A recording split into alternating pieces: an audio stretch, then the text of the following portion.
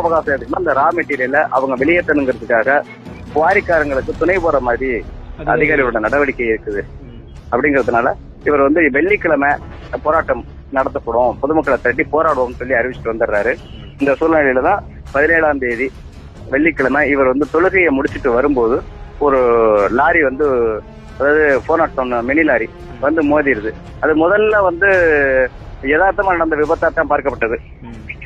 ஆனா அதுக்கு பிறகு சமூக ஆர்வலர்கள் சந்தேகத்தை கிளப்பியிருந்தாங்க. இல்ல அப்படின்னு சொல்லி இது திட்டமிட்ட கொலை அப்படின்னு சொல்லி சமூக ஆர்வலர்கள் சந்தேகத்தை கிளப்பியிருந்தாங்க. அதே மாதிரி அவருடைய மனைவி மரியம் புகார் கொடுக்கும் போதும் கூட இல்ல இதுல RR கிரஸ்டருடைய உரிமையாளர், அந்த லாரியினுடைய ஓனர் முருகானந்தம், இவங்க தான் திட்டமிட்டு என்னோட கணவரை லாரி ஏற்றி கொண்டுட்டாங்க அப்படின்னு சொல்லி புகார் கொடுத்திருந்தாங்க. அந்த புகாரை வழக்காவும் பதிவு பண்ணியிருந்தாங்க, சந்தேக வழக்கா அதை பதிவு பண்ணியிருந்தாங்க. அதுக்கு பிறகு தொடர்ந்து நடந்த விசாரணையில முதல்ல